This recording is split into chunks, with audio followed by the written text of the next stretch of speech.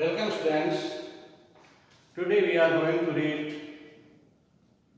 NCERT 9th standard book behind Why Fast The Road Not Taken, written by Robert Frost, an American poet.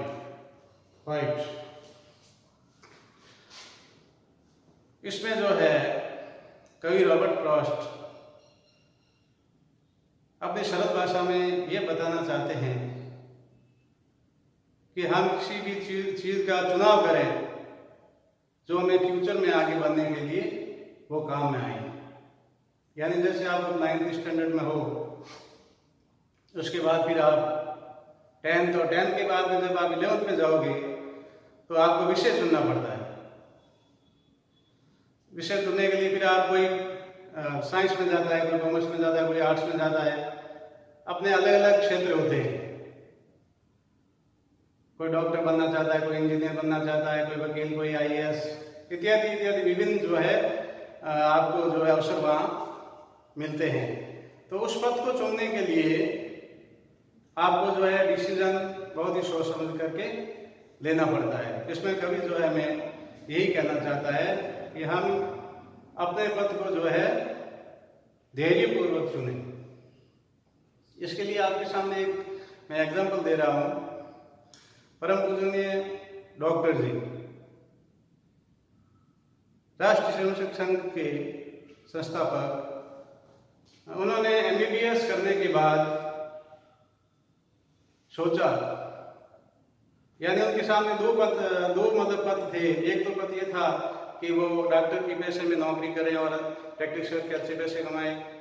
दूसरा जो रास्ता उनके सामने ये था कि उस समय हमारा देश जो है अंग्रेजों के अधीन था और उनके मन में ये विचार आया कि हमारा देश जो गुलाम क्यों हुआ, हिंदू पतित क्यों हुआ। यानी वो राष्ट्र के लिए कुछ करना चाहते थे और इसी बात से फिर दोनों राष्ट्र में से उन्होंने जो है राष्ट्र की सेवा का रास्ता चुना और 1925 के अंदर राष्ट्रीय स्वयंसेवक संघ की स्थापना की। इसी श्रृंखला में जो है स्वामी अखंडानंद जी, जो स्वामी विवेकानंद जी के गुरु भाई थे, उनके शिष्य परम पूजनीय गुरु जी, जो हमारे द्वितीय ये राष्ट्रीय स्वयंसेवक संघ के द्वितीय संचालक थे, उनके सामने भी दो रास्ते थे। एक तो ये कि वो जो है सन्यासी बन करके अपना मोक्ष करे, या फिर दूसरा रास्ता ये था कि वो जो है राष्ट्र के लिए कुछ कार्य करे। तो फिर डॉक्टर जी की प्रेरणा से, परम पूजनीय डॉक्टर जी की प्रेरणा से उन्होंने जो है ये राष्ट्रीय हित का जो कार्य है ये करना प्रारंभ किया और ये जो राष्ट्रीय स्वयंसेवक संगठन है उसको एक बहुत ही उन्नत रूप दिया, वट वृक्ष के रूप में फैलाया और विश्व का जो है सबसे बड़ा संगठन के रूप में यह उभर करके हमारे सामने आया। तो इसमें कभी हमें ये कहना चाहता है कि जो भी आप चुनाव करना चाहते हैं, जो आप फ्यूचर में क्या बनना चाहते हो, क्या करना चाहते हो, उसका सोच समझ करके करें। देखिए, 2 roads diverged in the yellow wood, and sorry I could not travel more, and one traveler long I stood, and looked down one as far as I could, to where it bent in the undergrowth. अब यहाँ पर देखिए 2 roads यानी दो रास्ते। अभी मैंने आपको बताया ये दो रास्ते हमारे सामने होते हैं। दो रास्ते डाइवर्स यानी विभाजित हुए। येलो वुड का मतलब है यहाँ पर जो है यहाँ सीजन से संबंधित है। यानी सीजन पतझड़ का जब सीजन आता है, ऑटम सीजन जब आती है तो उस समय जो है सब जगह जो है पीले पत्ते जो है झड़े हुए आगे नजर आते हैं, तो वो रास्ते में फैले रहते हैं। अब यहाँ पर कभी कहना चाहता है दो रास्ते या दो पथ जो है वो पतझड़ के रूप में जो पथों से भरी हुई डगर है वो उसमें विभाजित हो रहे थे। And so I could not travel both and the one traveller long I stood, और मैं जो है उन दोनों रास्तों पर एक साथ नहीं चल सकता था क्योंकि मैं अकेला यात्री था और एक यात्री जो है एक पथ पर ही चल सकेगा।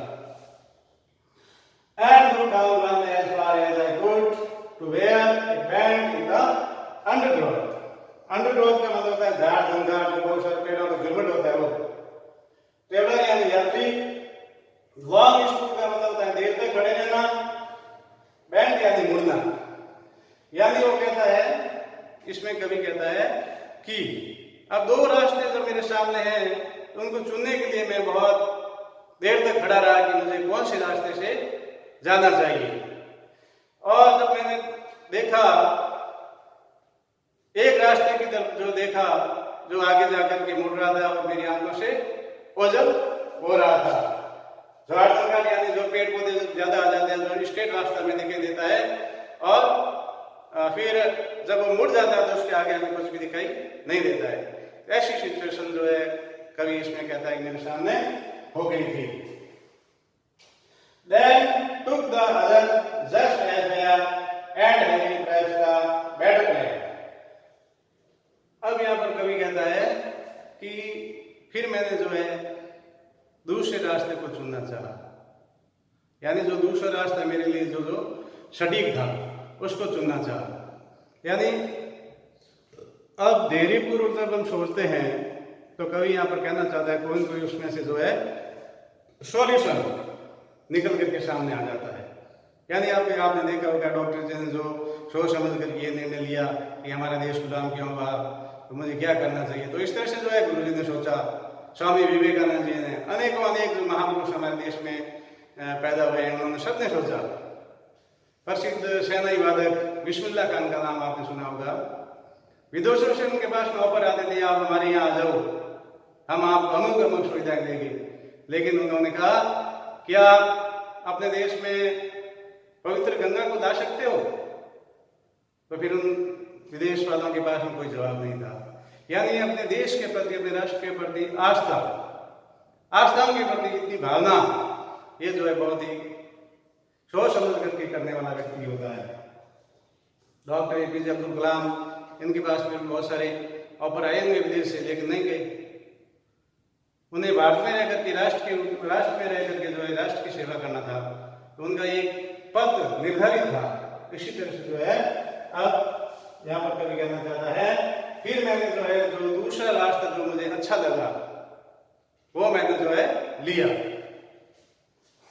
And having pressed the better plan, और वो जो दूसरा रास्ता मैंने चुना वो जो है अच्छा था। खैर यानी जो है वो अच्छा था, उसमें कुछ अच्छा ही होने वाला था। Because it was grassy and wanted bare. Grassy का मतलब होता है घासे परिपूर्ण, वांटेड बियर का मतलब होता है अनयूज्ड, बहुत ही कम लोगों ने इस्तेमाल किया। अब देखो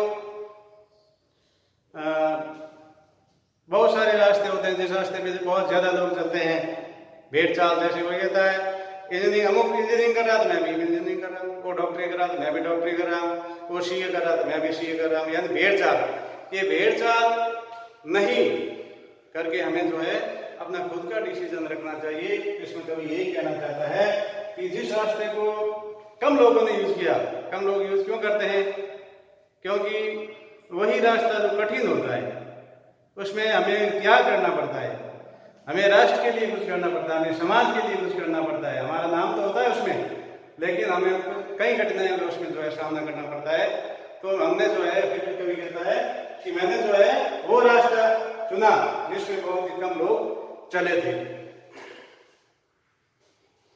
Though I thought that the passing there had warned them really about the same, यानी कम लोगों के चलने के कारण, पासिंग यानी यात्रा करने वाले गुजरने वाले लोगों के कारण, वार्ड यानी कुचलना।